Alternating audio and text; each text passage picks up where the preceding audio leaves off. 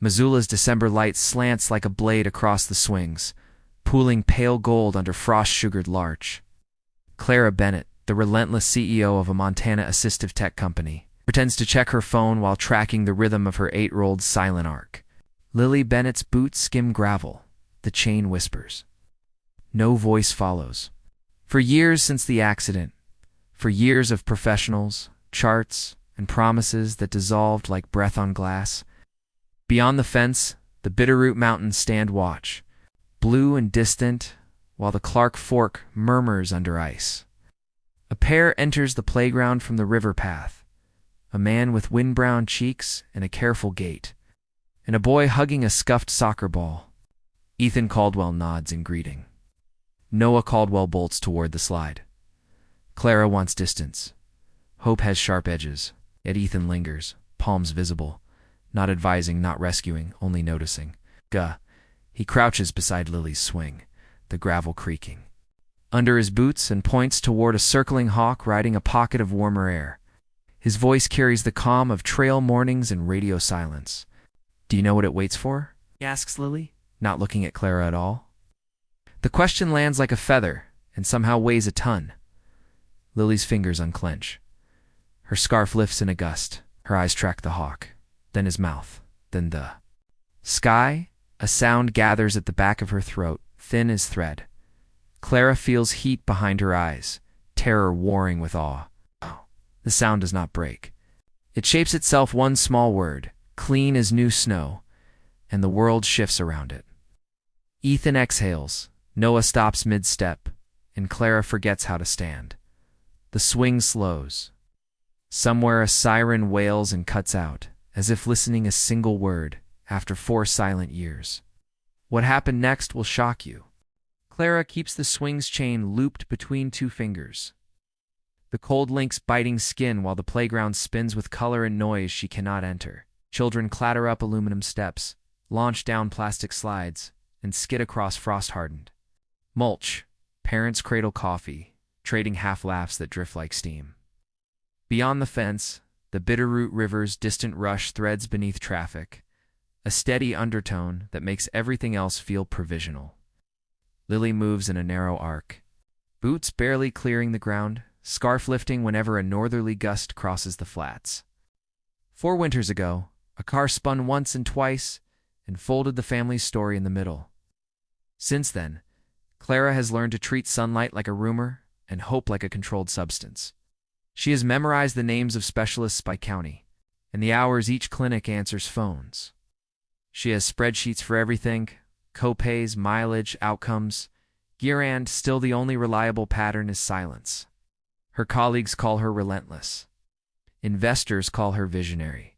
She knows those words do not help at 3 in the morning when Lily's sleep turns brittle and the house listens for a voice that does not arrive. She promised herself they would be outside. There's no drills, no timers, no praise that rings false. The plan felt bold when she made it, and cowardly now. Lily's swing squeaks, then quiets. A boy with a scuffed soccer ball barrels down the slide, hops off, and grins as static lifts his hair. His father follows at an unhurried pace, shoulders relaxed, hands open.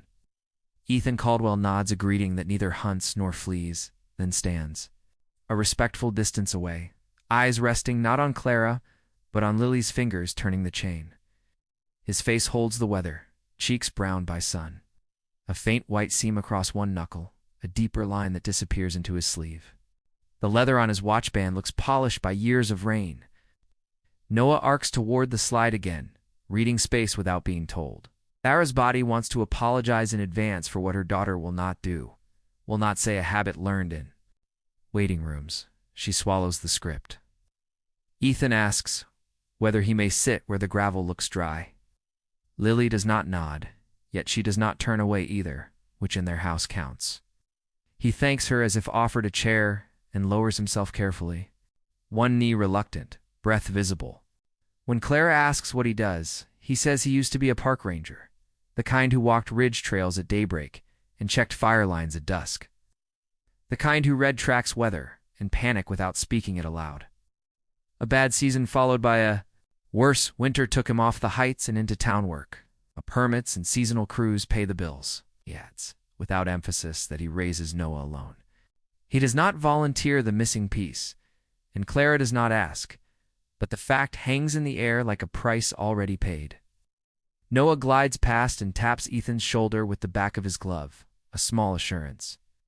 Ethan does not reach for Lily, does not praise, does not advise. He points toward a hawk, riding a pocket of warmer air above the field, and talks. It's about how it waits for lift instead of burning itself out. His tone is low, specific, and free of instruction, as if dictating field notes to someone who can see what he sees. Missoula continues around its small stillness, a flannel-clad couple pushing a stroller that squeaks at each seam in the path, a neon diner sign blinking even in daylight, a barista jogging drinks to a car, idling at the curb, skateboarder rattling. Past with the care of a person who knows frost can turn any edge treacherous, the river keeps up its dark conversation under ice. Clara listens despite herself. She hears patience woven through a ranger's shorthand thermals, lift glide, and feels a thread snag inside her chest. Lily's grip loosens, tightens, loosens, a tide against metal. The scarf shifts, Clara's mouth dries. Ethan tilts his head, eyes still on the hawk. Do you know why it turns instead of powering straight across the cold? He asks, and then he waits, as if the answer belongs only to the person on the swing. The question arrives like a feather and lands like a weight. Lily's boots still, the scarf lifts, falls. Clara counts breath because numbers steady her when belief feels dangerous. The sound gathers at the back of Lily's throat, faint as a reed. It strengthens. It does not belong to charts, meetings, fundraising decks, or prayers. It belongs to Lily, and steps out of the wreckage, carrying itself without help. Why? Just that. Clean as frost on cedar, and the world tilts. The chain goes quiet. Noah freezes and then takes one careful step backward, granting space. Ethan nods once, not in encouragement, but in acknowledgement. Lily's eyes track the hawk and then return to him. Clara refuses to cry, not because tears would be wrong, but because she wants her face to be steady if Lily looks at her. She tastes iron where she bit her lip and presses the chain to keep balance. Names crowd her head: the speech-language pathologist who smelled like lavender and said grief could not be scheduled, the neurologist with immaculate shoes, the behavioral specialist who drew ladders and insisted the next rung was reachable. She wants to call every one of them, record proof, and broadcast. She does none of that. She keeps the circle small because something delicate has entered, and delicate things hate noise. Ethan answers Lily as if discussing the weather with a colleague. The hawk turns when the air changes shape, he says. It saves its strength for the climb. Waiting isn't failure. Sometimes it is the only way up. He rubs a thumb across his scarred knuckles and lets silence return. Clara feels the sentence lodge beneath her breastbone, where years of fear have lived. The river talks under ice. A train horn ghosts across town. Traffic lights cycle. Lily watches the bird lift, tilt, vanish into brighter cloud, and the pulse in Clara's throat steadies one notch. She hears in Ethan's pacing the rhythms of long nights and radios that hiss, the practice of crouching near frightened creatures. Without grabbing, he adjusts his stance, so exits remain open, a skill learned somewhere he does not name. Clara asks softly whether he misses the ridgelines. He says the mountains keep their places when you need them, but the boy needed level ground for a while, and level ground taught him different trails. Noah jogs back with a demonstration of static from the slide, touching the railing and leaping at the tiny spark. Lily's shoulders twitch, not quite a laugh, and still unmistakable to her mother. Ethan keeps his posture open, leaving room rather than claiming it. Around them, the town keeps tempo. Coffee lids pop. A cyclist wipes frozen grit from a chain. With the tail of a scarf, two students at a picnic table argue geology, then fall silent to watch the sky. A dog shakes snow from its coat and settles with a groan. Clara lets herself admit the truth without flinching. A child she loves asked a question, and a stranger answered as if her voice were already part of the world. She has built devices that catch intention blink, breath, twitch, and translate those patterns into commands. She thought progress would arrive as a clean readout, Instead, it came as a syllable her daughter chose. The realization breaks and remakes her at once. Have you ever witnessed a moment that changed everything? Chair below? Noah taps the soccer ball against his shin and asks if Lily likes birds. She does not answer, but her shoes press the ground just enough to start the seat moving again. Its motion is tiny and decisive. He thinks as he used to count raptor nests every spring, that he still catches himself scanning ridgelines for motion even when he drives into town for groceries. He mentions a winter cabin where the roof sang as ice. Expanded, a radio crackling on a shelf, the taste of coffee burned on a long night that finally gave way to blue. Clara hears the contour of a history without the spectacle of confession and realizes restraint, too, is a kind of care. She notices the small ways his past shows, economy in his gestures, attention that lands and stays, the angle of his shoulders. When the skateboard clatters, she recognizes vigilance because she lives inside it. The difference is that he seems disciplined rather than frantic, a tool rather than a cage. The river continues its monologue, indifferent and faithful. Ow.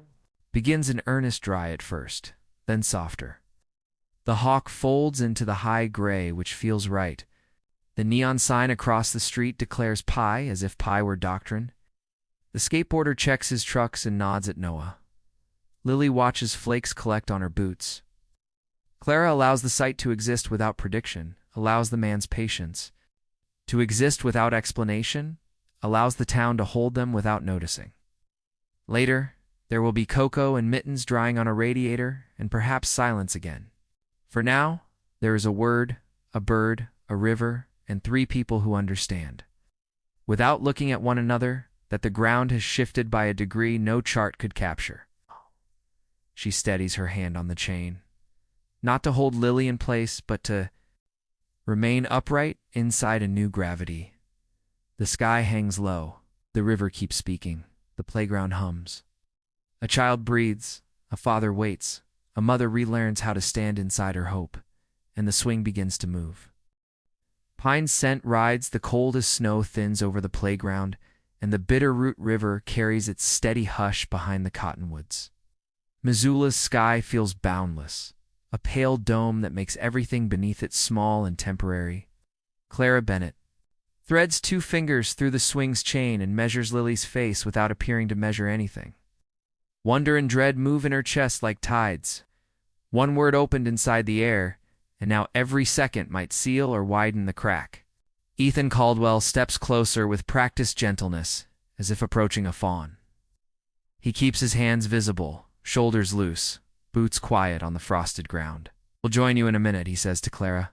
And Lily, he adds, "I'll stay where you like." Noah Caldwell waits a careful distance with a scuffed soccer ball balanced against his hip. He glances at Lily, looks down, and traces a slow circle on the mulch, mapping space without intruding.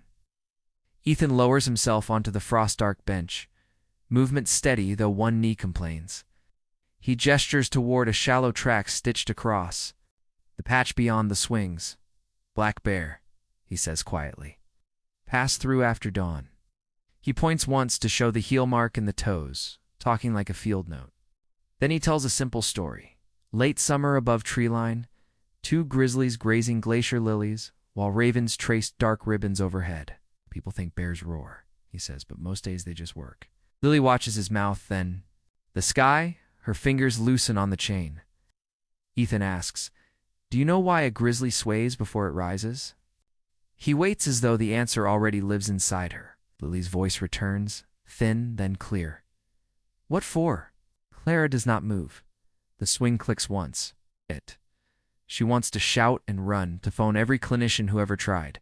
Instead, she breathes. Pine, metal, coffee on someone's breath, and stays quiet so the moment can breathe back. Ethan answers with unhurried clarity.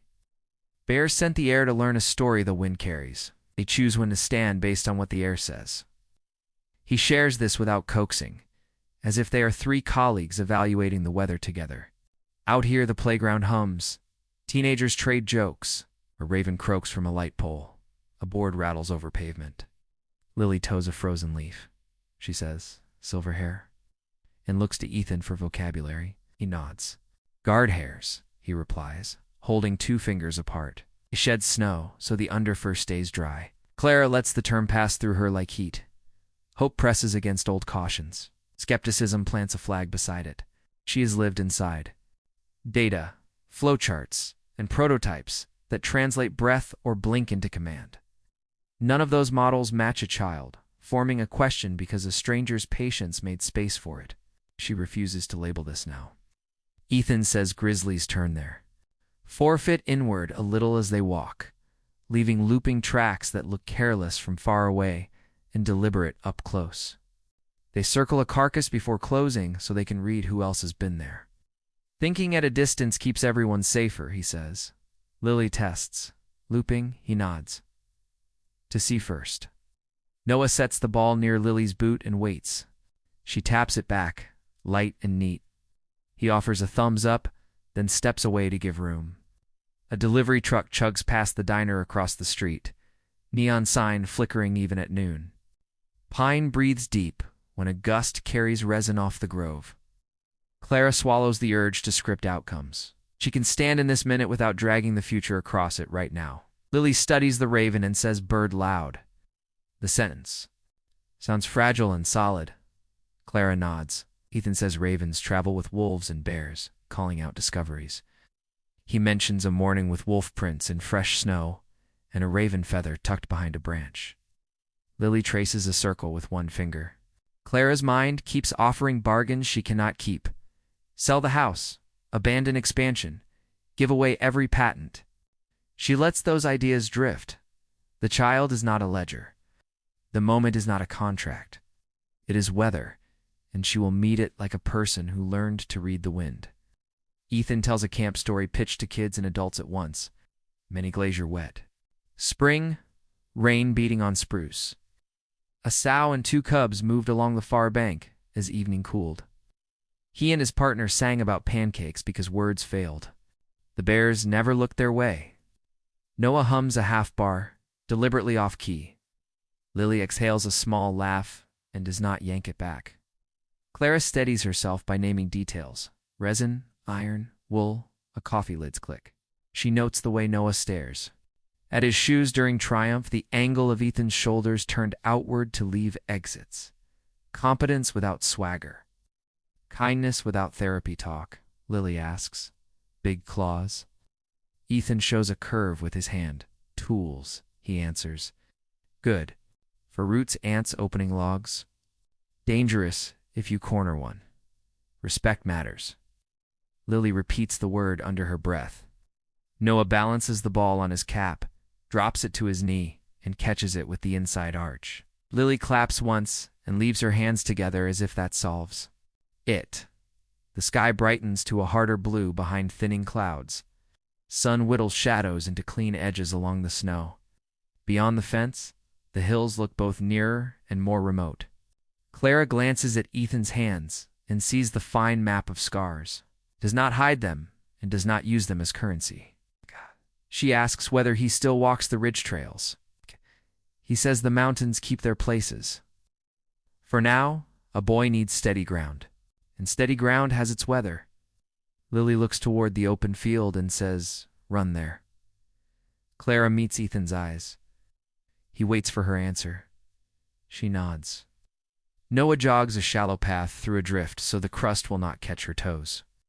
Lily rises, wobbles, then follows the swing, whispering behind her. Clara walks too, boots squeaking. Air carries pine, river stone, and the faint charge of cold metal. Noah shows how to pass with the inside edge. Lily tries, misses, tries again, and connects. She breathes harder, face open. Cold toes, she says. Ball slippery. Ethan answers with simple replies. Yes, I felt that yesterday. We can rest. His steadiness feels like a narrow bridge that nonetheless holds. Clara steps onto it with one cautious foot. They return to the bench. Snowflakes melt in Lily's hair, leaving pinpoints that catch light. The mountains cut their clean silhouette across the pale afternoon. Clara touches the crease of the old hospital wristband through her wallet and releases it. She will not canonize or analyze. She will feed the child and let the day keep its scale. What would you sacrifice for a loved one's voice? Reflect in the comments. The raven flaps away, the river speaks on, the pine breath stays sharp, and the big western sky seems to widen a fraction more. Lily leans against Clara's side for a second that feels like mercy, and then stands straight, eyes on the field, waiting for whatever the wind says next while Ethan watches and Noah guards. The ball like a lighthouse. Clara chose the diner across from the park because its cedar walls glowed like stored sunlight, and the flickering neon sign painted the window with a heartbeat. She held the door while Lily stepped inside, cheeks flushed from the cold, and waited for Ethan and Noah to stamp frost from their boots. The room smelled of coffee, cinnamon, and huckleberry pie cooling near the kitchen pass. A waitress with silver hair and a cap waved them to a booth, vinyl soft from winters of heavy coats. Clara slid in beside Lily, grateful for the radiator humming beneath the sill. Ethan took the opposite seat. Noah sat in the aisle with his scuffed ball tucked between his shoes like a small moon. Steam lifted from mugs almost before they ordered, and the waitress called them honey with the certainty of a person who has seen every kind of day. Beyond the glass, the mountains held that permanent blue that dwarfs the town. Clara ordered cocoa for Lily, coffee for herself, and pie for the table, then caught the reflex as if she had spoken too loudly in church. Ow. Lily blew across the cocoa until the surface quivered. Noah tilted his cup, so steam curled toward her like a trick, then pretended innocence.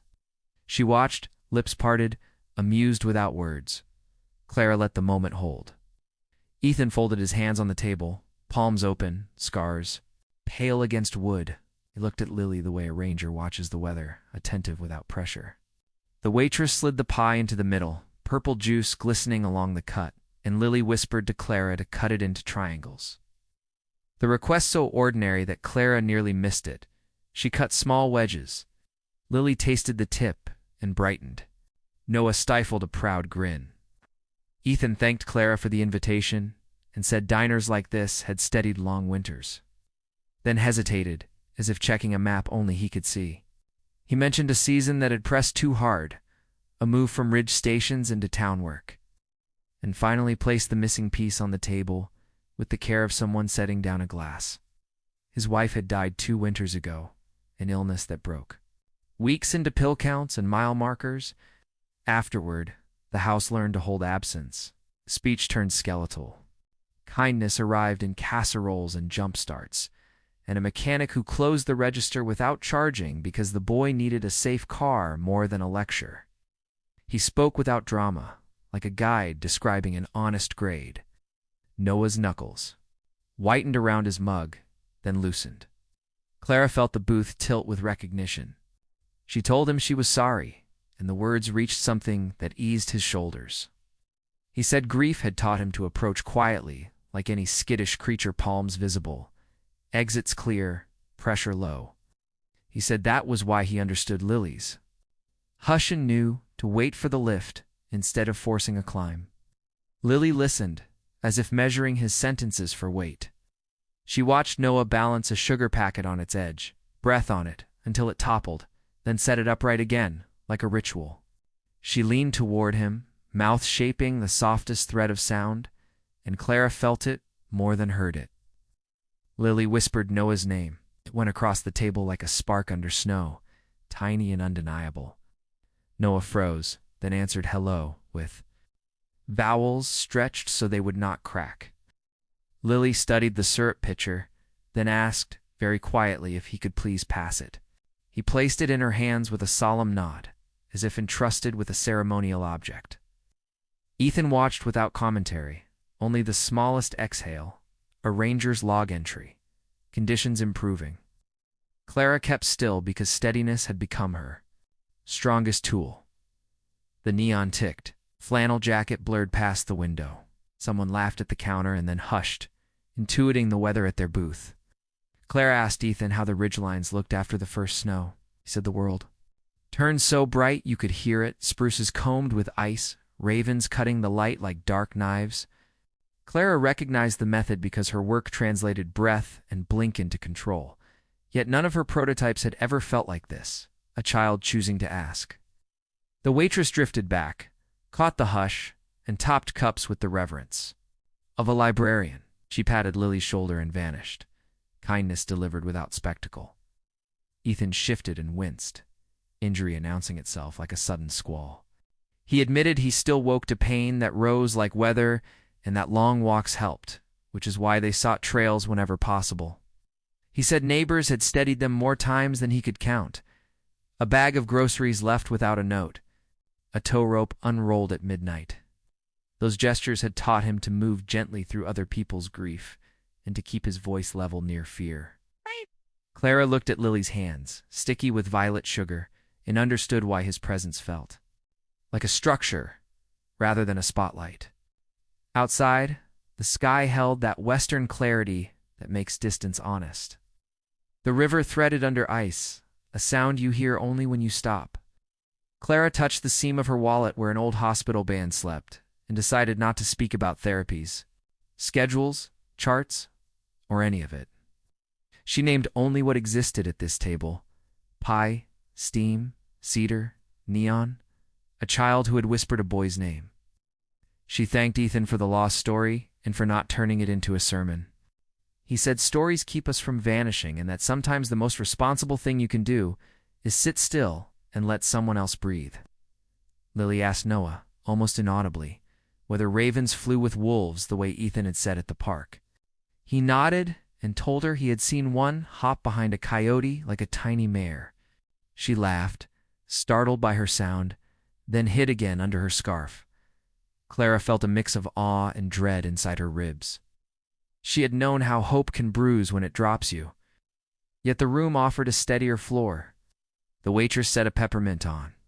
The check said she had more pie cooling in the back for anyone walking home, and left a tiny smile behind. Clara reached for the bill, but Ethan caught her wrist with a look rather than a touch and said, this one was his. She let him because refusing felt like disbelief in what had happened here. When has kindness from a stranger touched you? Share your story. She helped Lily into her hat, thanked the staff by name because names anchored days, and stood while Ethan eased the door so the hinge would not catch.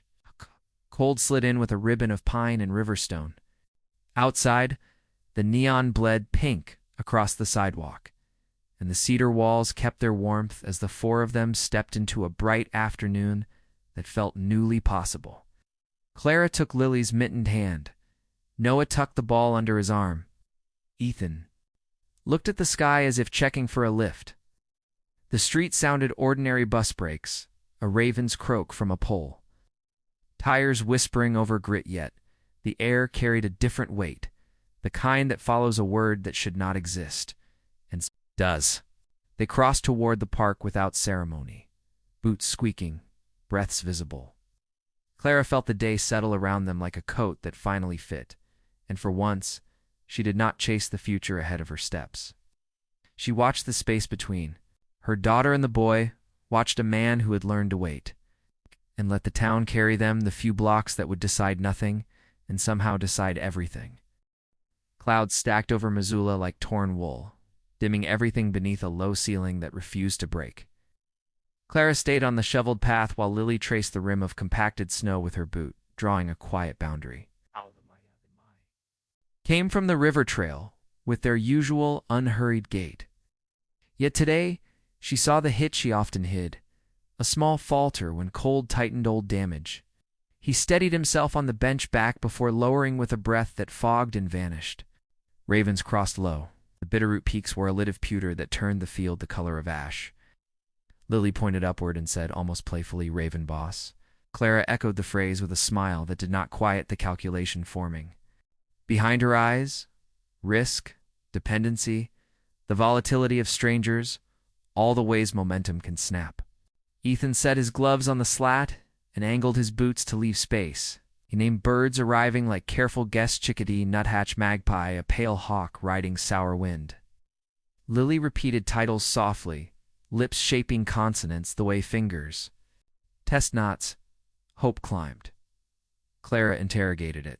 Kindness can be a bridge, can also become a crutch, and crutches snap. She watched Ethan rub his knee through denim, as though smoothing a map, and thought, he carries something heavier than weather. Later, at the diner window, the waitress mentioned kindly that he sometimes met a counselor near the rails for veterans. Clinic? Good folks? Quiet hallway? The word veterans knocked and then pushed. Clara kept her face steady, yet something inside shifted, a plate sliding, as if the room had tilted to reveal ground she had not mapped. When they returned to the park, Ethan moved with the same restraint she recognized around fear. Only now she saw the pattern's origin the way negative space clarifies a shape. She asked whether mornings hurt more when temperatures dropped. He answered without drama. Cold turned metal into memory. Memory turned muscle into contradictory instructions. Some days felt like a long hill. Pacing mattered. Stubbornness helped. He left the word standing like a weather report delivered by someone who had been soaked too many times to dramatize rain. Clara filled the blank with pictures she could. Not control, a convoy, a blast, a tented ward, months learning to cross an unfamiliar floor. Reading her face, he added that he kept a group, took his meds when prescribed, learned not to skip, avoided fireworks, and loved dawn because it turned panic into work. Noah lifted the ball with his toe so it rose almost weightless. Lily bumped it back and named a goal with quiet triumph. Clara touched the ridge of an old wristband in her pocket until plastic grounded her, then let go. Distance. The river muttered under ice. The sky lowered as if to listen. Lily asked, "Why does a bird shout?" After a corvid scolded from the light pole, Ethan said it announced territory, or a cache, or plain gossip. Her giggle landed on Clara's sternum like a warning disguised as joy. The more Lily spoke near this man, the more Clara's brain tallied causes and effects, lines that could tangle. She saw a headline no one would write. Executive mother entrusts miracle to stranger with limp. Heart shatters again. Clouds thickened, until the afternoon resembled evening. Ethan described a ridge patrol, frost furring eyelashes, radio hissing with a storm that never arrived. He spoke with an economy that gave weight without theatrics. Clara heard fatigue braided with competence, and respected both. Lily slipped on the packed path.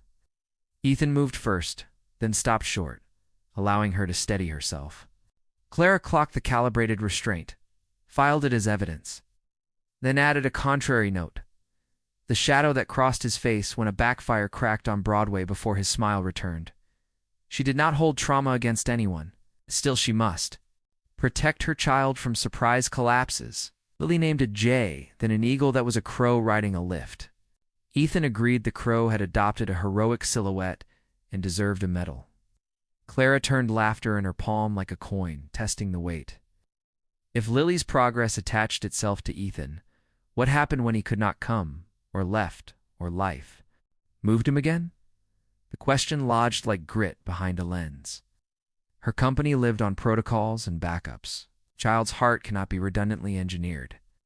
Ethan asked nothing beyond presence, yet presence binds. Snow returned in veils, carried by a wind that changed direction twice. Light thinned until faces looked carved. Noah suggested cocoa. Lily nodded. Ethan rose with that careful economy, weight transferring through his left leg a fraction later than his right.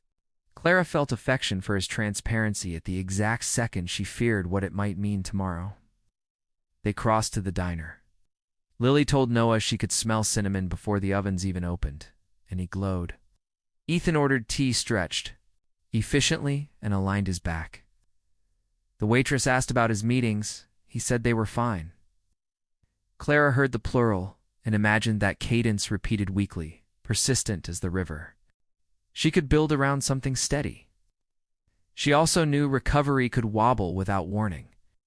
When they returned to the fence line, dusk settled like an agreement. Cloud bands stacked from horizon to horizon, every seam bruised, sky reading like an X-ray of weather. The river's voice grew louder as the temperature dropped.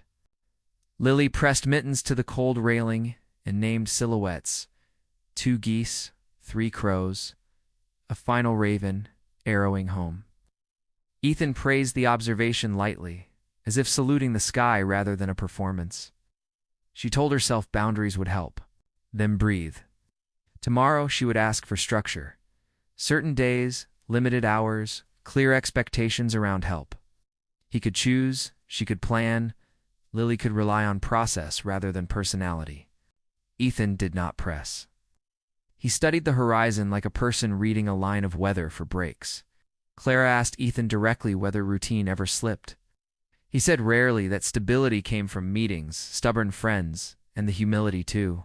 Except rides that pain visited like weather, and having a map helped. Clara absorbed the cartography and kept a hand on the brake. If Lily's voice braided itself to this man's steadiness, losing him later would rip again. Truth is not an argument against connection. Knowledge does not cancel fear. Wind rattled. The chain link. Headlights smeared the path as cars turned on their lamps early. Cloud edges glowed pewter. A slit near the western ridge leaked bruised light that painted Lily's scarf with a faint band of rose. Clara stood inside that color and decided to let tomorrow arrive unnegotiated while still keeping her grasp near the rope. She thanked Ethan for the afternoon, watched him shift weight before stepping off the curb, watched Noah bounce the ball. In farewell, listened as Lily whispered goodnight to the sky. Above the valley, cloud streaks braided shadows while the mountains held their breath, movable witnesses to a balance that could break quietly. All of Missoula seemed to hold its breath under moody, cloud-streaked heavens that promised snow and delivered only watchful silence. Clara walked home with Lily's mitten tucked into her palm, feeling hope move beside fear, like two animals sharing a trail, both necessary, both alert, neither willing to yield. Montana wore its hard winter shine, frost-kissed grass bristling along the park's edge while pine breath rode a clean north breeze, and the Bitterroot River's distant rush stitched beneath the city's low hum. Clara Bennett kept Lily's mitten folded into her palm and forced herself to inhabit 1 second at a time, rather than sprint into futures she could not guarantee. Noah Caldwell narrowed his eyes at the vault of blue until a fleck found focus, a hawk riding an invisible stairway with wings fixed and tail flexing. Ethan Caldwell tilted his face toward the glare, posture easy, knee careful, hands empty. "Oh, there," Noah said softly, pointing above the Clark Fork. Lily leaned back so far that Clara slid an arm behind her coat to anchor her balance. Hawk rocked once, then let the wind work, gliding in a patient ellipse that ignored the boundaries of swings, paths, and benches. Lily's laugh arrived first and forced, small, round-than words assembled behind it as if startled into service. "Ethan, look, the hawk is laughing at the wind." The sentence hung between them like a bright ribbon suddenly tugged loose, and even the traffic seemed to hesitate before moving again. Ethan's grin came unguarded. Noah double-punched the air. Clara shut her eyes and opened them fast, because missing a single frame felt impossible. She wanted to record, shout, call, every specialist, drag proof into the daylight. Yet a stronger instinct prevailed. Stay still. Let the air hold. Lily lifted a mitten and waved toward the circling speck. Ethan didn't praise or instruct. He met her gaze at eye level and asked, "What do you suppose it tastes like when it opens its beak up there?" Lily thought, lips pressed, steam puffing. Cold apples, she decided, then clapped once, as if fastening the idea to the day.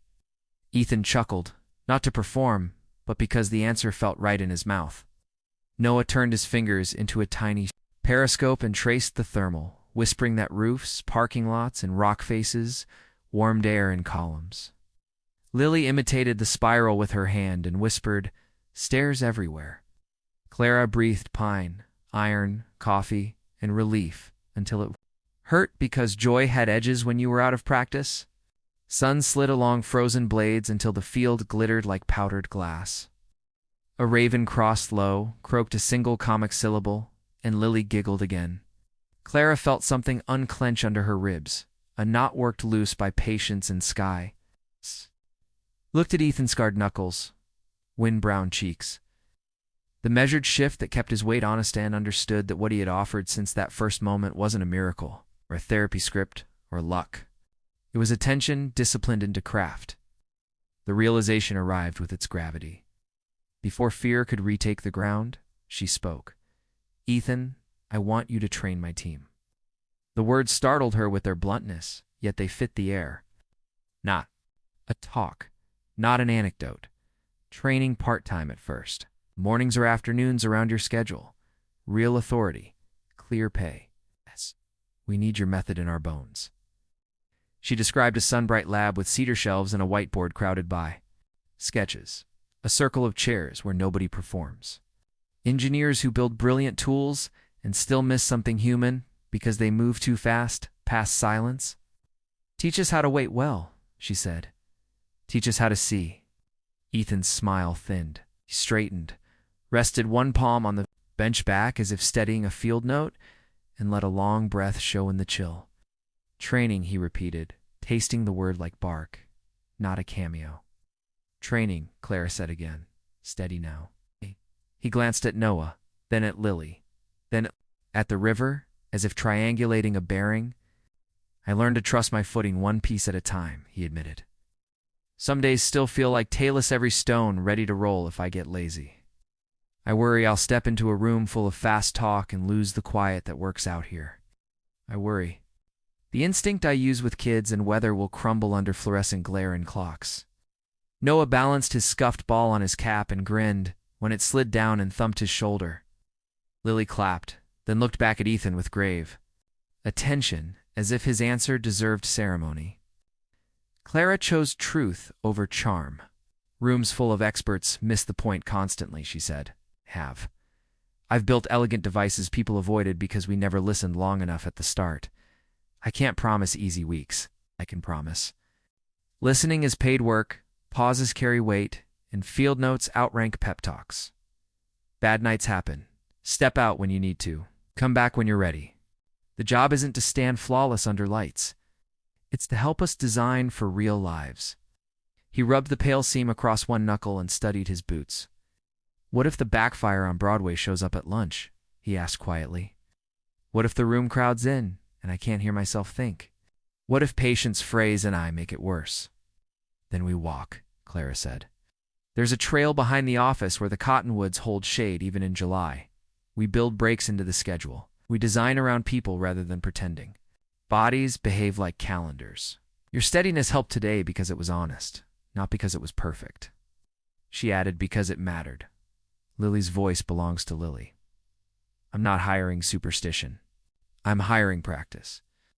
Wind pushed another glittering wave across the frost. The hawk dipped lower, tail ruddering while its shadow slid along the grass. Lily pointed and squealed. It came back to check on us, then hiccuped through. A string of laughter as Noah faked matching hiccups until both of them bent double. Ethan's eyes went wet without apology. He looked at Noah, who gave an almost imperceptible nod that said try, and at Lily, who had lifted her chin like a small judge granting permission. He swallowed, then said, "I'll attempt it if can bring habits that keep me useful. Short sessions with actual users, not just dashboards. Logbooks that prefer messy truth over polished myths. Walks when brains jam, as doors I can stand beside rather than behind." "Yes," Clara said, the word landing like a warm weight, "all of it." He laughed once, a surprised bark, and shook his head as if someone had dared him to believe a generous rumor. The hawk banked again and held perfectly still in moving air. Lily tipped her face to the light and closed her eyes, smiling so completely that Clara felt both awe and fear break open. She reached for Ethan's hand the way she would for any higher clear grip. No performance sand sealed the agreement in cold sunshine. "We'll start next week," she said, already picturing a whiteboard with one imperative written at the top in clean block letters. "Wait. There's paperwork," she added, smiling despite herself. "But it won't hurt," Ethan breathed out and seemed to occupy more of his height. "Right," he said. "Let's try. Have you ever taken a leap of faith?" "Tell us how." A light breeze slid across the flats and set every frozen blade singing. Faint crystal choir beneath ravens, heckling from the poles and traffic muttering along the avenue. The valley felt adjusted by a single degree. True north nudged kinder. Clara tucked Lily's hand into her coat pocket for warmth and imagined a lab door opening onto a circle of chairs. Imagined Ethan standing with that careful stance, Imagine stubborn engineers lowering their voices, adding margins to timelines, turning outward toward people rather than inward toward code. She pictured new prototypes shaped by field patience, interfaces that breathe with users, prompts that wait, sensors that honor small signals. She pictured a team learning to watch the sky the way rangers read weather, studying lift instead of forcing climb. Sun slid lower, turning ridge snow pewter and larch needles copper. The river kept talking under town, unbothered by any private revelation. Missoula exhaled. For once, Clara met its breath without bracing, matching the slow rhythm while Lily whispered Hawk again, and Noah promised he would teach her to juggle a soccer ball when the ground softened. Ethan tested his knee, nodded to himself, and smiled. At nothing in particular, as if the air carried instructions only he could hear.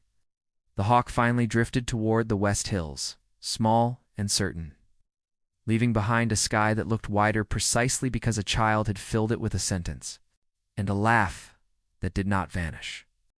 Ethan began the following Monday, early enough that the hall lights still clicked awake in a line, snow peppering his shoulders and melting into dark. Commas on the entry mat as he shook his coat and nodded to the receptionist who nursed a thermos near the potted fur. He paused at the lab threshold the way he always paused for weather, then crossed to the cedar shelf where Clara had cleared a spot for his field notebook and a stack of white index cards. The team gathered without stage swagger, boots salted, sleeves rolled, pencils ready.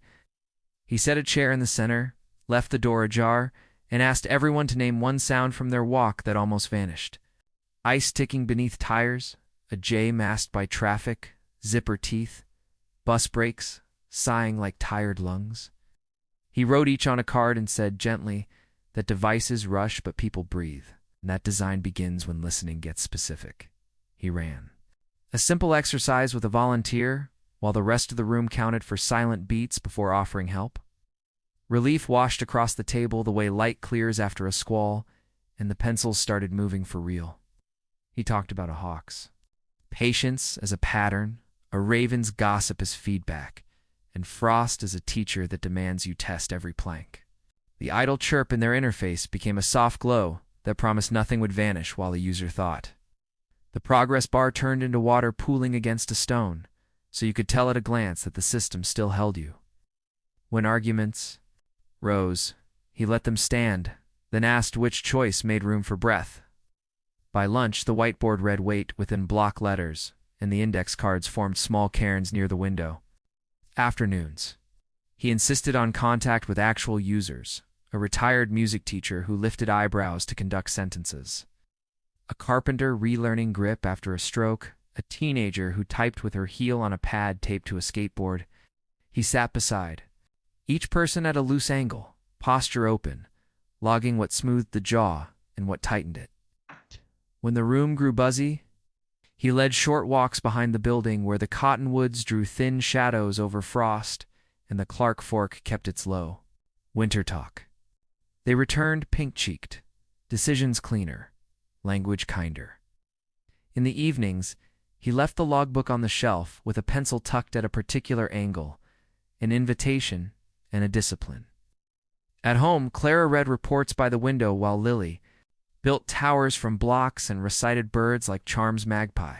Kestrel, Raven, Hawk, and Noah texted jokes about a crow who ran for office. Words gathered around the day's edges, not grand or loud, just present. At breakfast, Lily arranged blueberries into rough constellations and said, with quiet satisfaction, "Noah says, the Raven is a mayor," then laughed into her sleeve. On the swing path, she pointed at a nuthatch and murmured, "It walks the tree like gravity forgot," a sentence Clara wanted to write on the wall. Progress glowed. Fear, faithful as weather, kept pace.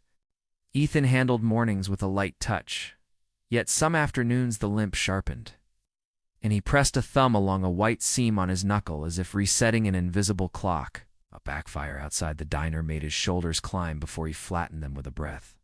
He wrote the moment down without apology. Heard crack. Heart raced. Took a walk. Returned day, and Clara admired the honesty, even as she catalogued risk, because protecting Lily meant reading every contour, even the good ones. She added guardrails. That honored his steadiness rather than doubting it, standing agendas, co-facilitators in key sessions, and a policy that any meeting could pause without explanation. He accepted the scaffolding with relief, not pride, which steadied her more than promises ever could. After school, Noah did homework at a side table and traded facts with Lily until both slipped into a laughter that sounded like someone shaking a pocket of glass marbles. On Fridays, the team turned couches to face west and kept working while the valley staged its luminous theater, copper spilling across rooftops and a faint blush settling over distant snowfields. Light braided itself through the blinds and painted everyone's wrists. Ethan would pause mid-sentence like a man listening to the sky, and continue softly, explaining why a prompt should wait to extra beats or a menu should present choices as places instead of orders. Egos softened.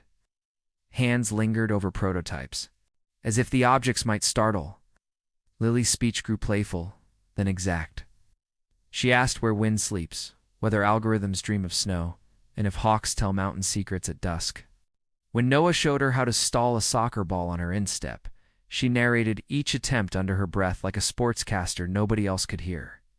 Clara carried a small notebook and jotted the day's bright fragments, not as evidence for anyone, only to keep scale honest. One evening, Lily read a page about rivers aloud, halting and grinning, then whispered goodnight to the Clark Fork through the cracked kitchen window. Gratitude filled Clara so fast she steadied herself against the counter until breathing slowed. Worry still slipped along a seam she could not seal. If Ethan stumbled for a week, would Lily doubt herself? If spring storms pinned him home, would a new language fracture? If a better offer pulled him toward higher trails when the snow softened, would silence reclaim the corners? She built contingencies anyway, then rewrote them in gentler words, switching emergency to weather so no one felt judged by their own body. At a staff circle, Ethan told a story about a broken footbridge and a cold creek spitting foam against rock.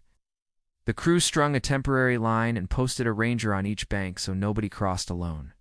"This is that," he said. "We make crossing safer. We do not pretend the water is warm." The room exhaled. Prototypes changed shape in the week that followed. Prompts slowed. Airtones softened. Default choices turned into short stories that showed consequences kindly. Calibration began treating hesitation as data rather than failure. A boy with a stutter found the device matched his pauses instead of punishing them. A retired dispatcher cried when a map waited long enough for her eyes to settle on the street she meant. Each night, Clara checked the logbook and saw fewer words from Ethan because the room had learned to speak his language without borrowing his voice. Lily started hiding tiny notes for Noah under the diner's sugar bowl, a pencil feather, 3 dots in a line, the word C, and Clara tucked one behind the hospital band in her wallet, a paper moon beside an artifact of night. Sunsets kept arriving with extravagant clarity. From the west windows, the sapphire mountains looked close enough to touch. Every fold briefly edged with fire before dusk poured color down into the valley and turned the river pewter. On those evenings, the lab hummed like a hive translated to human scale.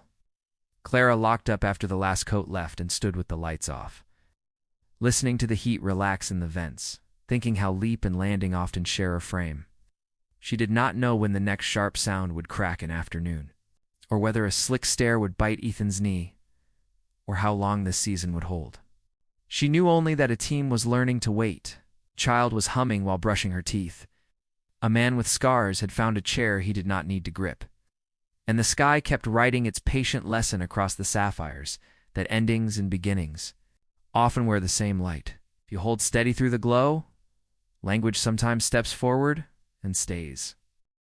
The Clark Fork ran low and quick under a pale afternoon, its voice a steady ribbon behind cottonwoods that held thin coins of ice. Pine scent rode the air even this close to town, sharp as cleaned metal, and snow lingered in seams along the bank, where boots had pressed steps that froze into shallow cups. Noah trotted a few yards ahead, carrying a flat stone. Lily matched his pace with mittened hands tucked close, and Clara followed beside Ethan, listening to the river while the path narrowed between brush and a berm dusted with powder. "Which," Noah said, and skimmed the stone so it kissed water 3 times before sinking. Lily clapped, then crouched to choose her disc, turning it until its edge caught light. Sideways, Noah murmured, not instructing so much as sharing a code. She flung. The rock jumped twice, wobbled, and vanished with a tiny gulp that made her laugh into her scarf. Clara stored that sound and let it live without commentary. Ethan adjusted his pace to the terrain, knee careful, breath fogging in quick bursts that drifted, then dissolved. He scanned the opposite bank the way a ranger reads a line for hazards, then relaxed when the trail stayed empty. Cold but gentle, he said, almost to himself. Gentle, Lily echoed, testing syllables against the wind. Noah kicked at. Adrift until a hidden puddle showed glass beneath. Ice, he announced, tapping his toe. Lily crouched again and whispered, careful, in a tone that made Clara want to hug the world. They moved on. Their boots squeaked. A raven hopped along a dead log and hurled a sarcastic croak before lifting toward a pole. Ethan kept a respectful distance while staying near enough to catch falls without turning the outing into a lesson. When it's like this, he said to Clara, my head stays quieter. The cold edits things. The river helps. She nodded, waiting. He did not dramatize. He threaded plain words into the air with the same care he used for field notes. Nights still go thin, he said. I wake convinced the room is tilting and I'm on bad ground. There's a checklist by the bed. Lights low, door cracked, boots where my hands can find them even if I'm half asleep. Medication on the dresser, water in the blue cup, a card. With 4 names I call if I get trapped in a loop. He smiled without apology. Noah knows the routine. Taps 3 times on the frame before speaking my name. Keeps a joke ready. We walk the hallway, then breathe on the back stoop until frost bites our teeth and the ordinary comes back. Clara felt trust arrive not because the story fixed anything, but because it lacked polish. How often, she asked? Less meetings. Help. Work helps. The logbook helps more than I thought. Also, I don't skip my pills, even when my pride tries to negotiate, he said. Pain still argues on stairs, and sudden bangs make me hear the wrong ear, but the map holds. Pictured the card by a lamp, a boy's knock, a father with boots already pointed toward the door. Lily called, another one, and sent a pebble on a short, triumphant dance. Noah whooped and offered his palm. She had fibbed, mittens thumping. Across the water, a lab barked at a floating stick and turned the current into a game. Clara tasted winter resin whenever wind threaded the grove, crisp and a little sweet. Ethan tucked his chin into his collar and continued. The clinic here is good. Tuesdays I sit with a group and we talk like decent mechanics. No slogans, just broken parts. Repairs that hold and repairs that fail but teach. He paused, watching Lily trace circles in the air with a twig. I tell them about patience. That works like a bridge. I tell them about waiting for a lift instead of forcing a climb. They think I sound like a person who stands in the weather too much, which is true. Clara smiled. Weather makes better metaphors than spreadsheets. She said, don't tell my board. He laughed. Boards hate metaphors, he said. Lily pointed at a shape overhead. Hawk, she said, and tilted her head so far back that Clara steadied her with a hand. Oh. Noah raised 2 fingers and traced the circle while the bird rode a thread of warmer air. Scouts, he said, they read the river like you read a book. I read pictures, Lily said. Noah shrugged. Same thing. They passed a bench where someone had carved a spiral into the armrest. Snow packed into the groove so it looked like bone. Clara ran a glove across frost and felt grit rasp the cloth. Ethan said, when the backfire hit last week, I felt the ground drop. My body tried to sprint, though nothing chased. It lasted maybe a minute, then I remembered the plan, and the plan remembered me. You wrote it down, Clara said. Yes. He tapped his jacket pocket. Everything lives twice when ink holds it. Noah veered onto a sidetrack that led to a low bar where floodwaters had receded, leaving ropes of grass and a collection of drift sticks perfect for engineering. He began stacking a small shelter. Lily joined him, aligning pieces with a gravity that made the structure look intentional rather than lucky. We need a door, Noah said, and a window for ravens. She said, Mare Raven, he corrected, and she snorted, delighted. Ethan and Clara stopped a few paces away. Sun slid between cloud bands and set the valley glittering in slices. Clara listened to the light as if it spoke a language she was finally learning.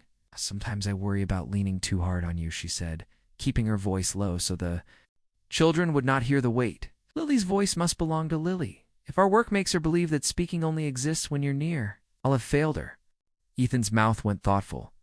"You're not leaning," he said. "You're building railings. I rely on them too. We both know bridges stand because somebody checks bolts." She studied him while the wind combed the trees and sent a shiver.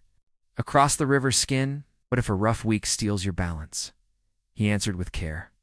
"Then the team carries more for a bit. We rescheduled the field time.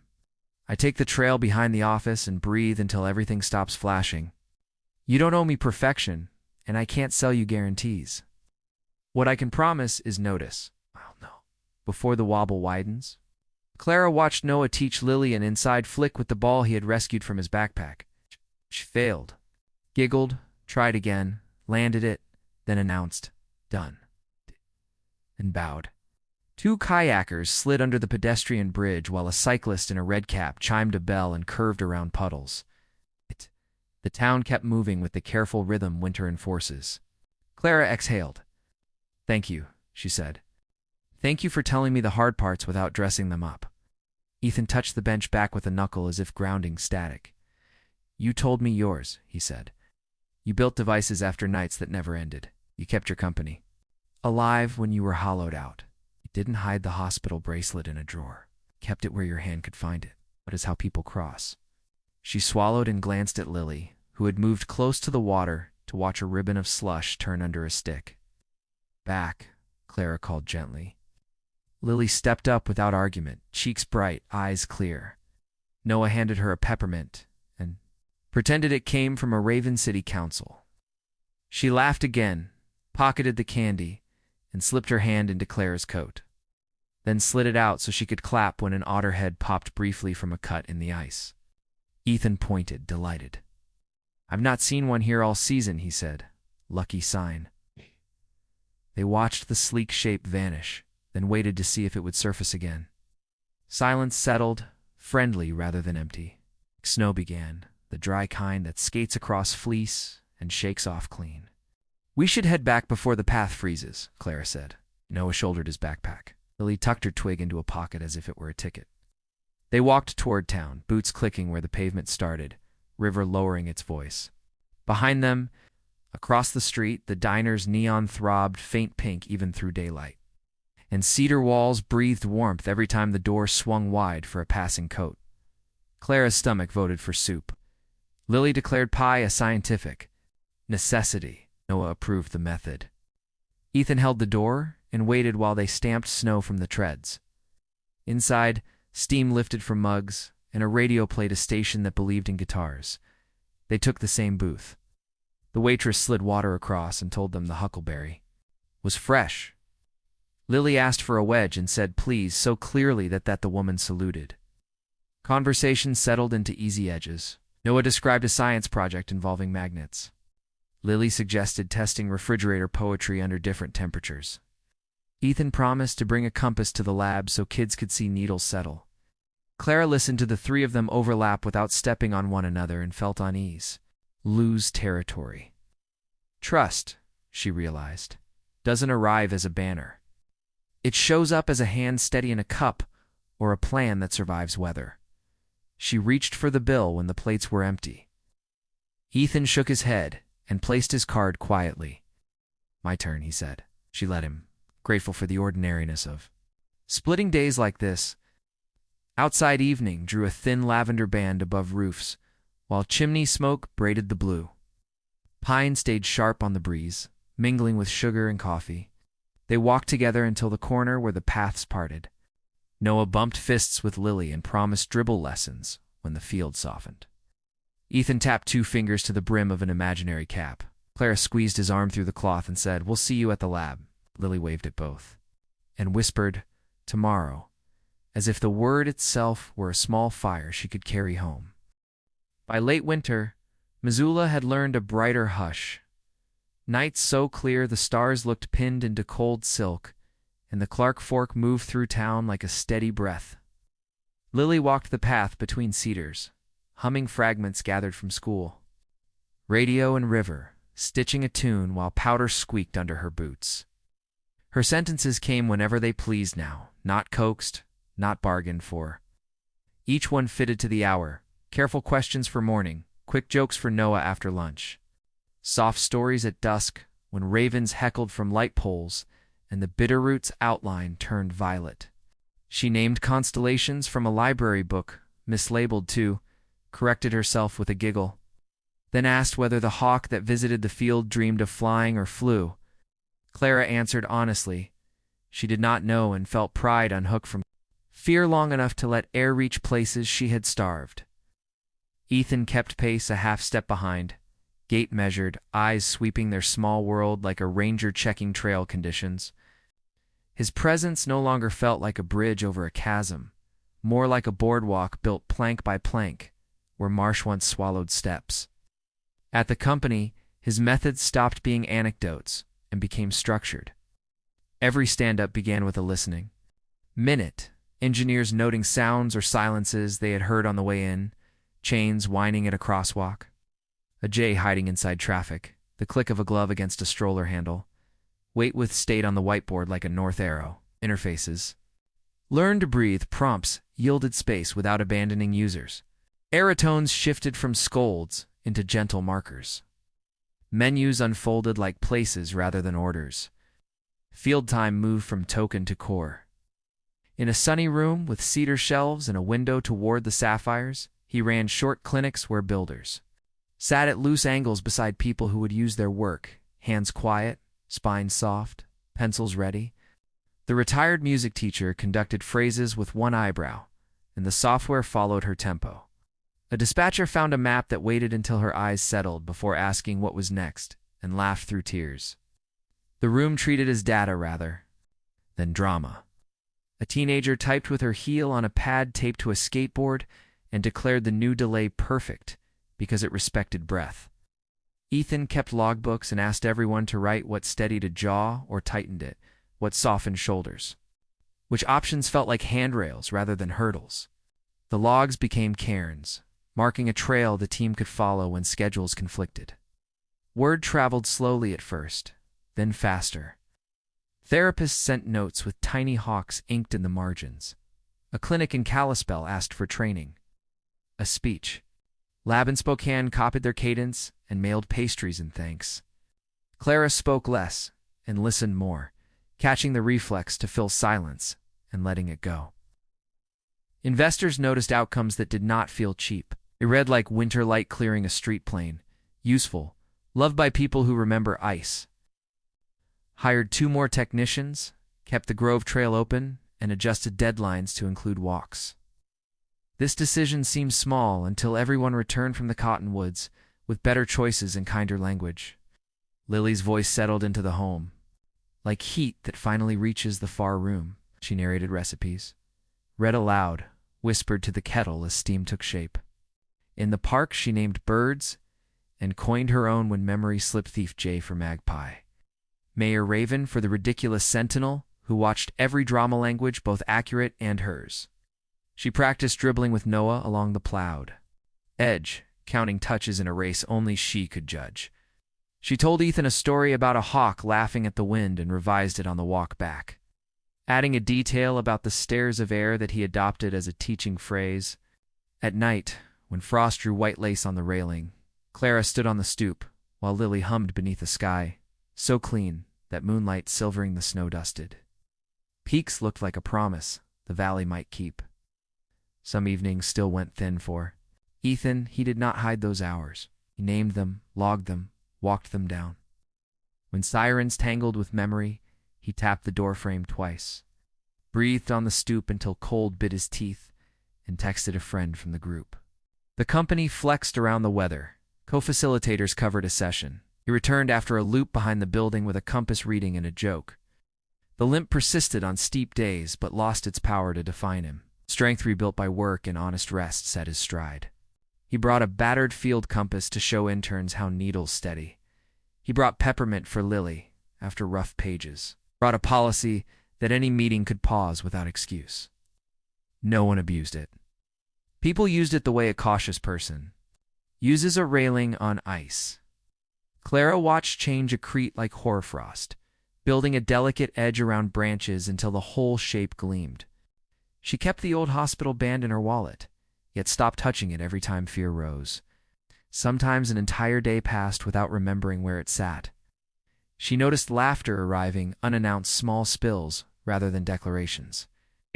With Lily tucked in, she and Ethan lingered under the eaves with mugs cooling fast, trading weather in the talkers' Waycloud Heights, wind shifts, how the river lowered its voice after sundown and then fell quiet, comfortable with what did not need words. Trust felt less like a leap and more like a trail groomed by many feet, predictable, maintained, still beautiful. Spring crept over the valley, not by proclamation, but by the way the Clark Fork shrugged ice and larch needles moved from torch gold to sharp green. The team shipped a major update named Lift, a nod to thermals and patience. It carried small changes that mattered: breathing prompts, forgiving timing, a mode that waited quietly for attention to return instead of barking. Reviews read like field notes. Felt seen, didn't rush me. Let me finish a thought without losing my place. The launch meeting lasted 15 minutes. Then everyone went outside to watch a hawk stitch circles above the flats while the sapphires glowed. The company didn't become larger overnight. It became steadier, truer to the people it hoped to serve. In town, the diner's neon kept flickering on afternoons that felt older than the clock. Cedar walls breathing cinnamon and coffee. The waitress slid a pie without asking and tucked an extra fork toward Lily, who placed the plate between Noah and herself like a treaty. Flannel coats, lined stools. A mechanic bragged about a truck that finally turned over at 30 below. Teacher grated in the corner and hummed with the radio's guitar. Ordinary life regained texture, not the sandpaper of survival, but the grain of wood you want to touch. One clear night after a late lab session, the four of them crossed the quiet street and cut through the park. Frost-kissed grass chimed underfoot. The river murmured like an old joke only long water remembers. Orion tilted above the bridge. Dusting of the Milky Way showed itself once clouds ran out. Lily stopped by the swings and lifted her face toward the glitter. She began to hum, then sang a line Noah had taught her, voice thin with chill and strong with certainty. Ethan listened, with his hands in his pockets, smiling like a person who recognizes true north. Clara felt the world widen and settle at once, grief and effort threading themselves into something useful rather than cruel. She reached for Lily's shoulder, then let her hand fall, because ownership had no place here. The child had work to do with the sky. Rooftops caught a pale shine. The mountains stood dark against that silver. The air smelled of pine, iron, and coming snow. No, there was no miracle tonight, only everything they had done to make room for one, and that was more durable. Clara understood that restoration did not erase damage. He wrote a new chapter beside it, and both stayed. She could live with that. She wanted others to believe they could too. She looked across the frosted field at the lab windows fading to black, at the river holding its line, at Ethan grounded in the quiet he had earned, at Noah pretending to juggle a ball made of air, at Lily singing under stars that felt close, enough to warm a palm. Moonlight silvering the snow-dusted peaks answered nothing and made every answer kinder. Lily found her voice. Will you find yours? Subscribe and share your story to inspire others.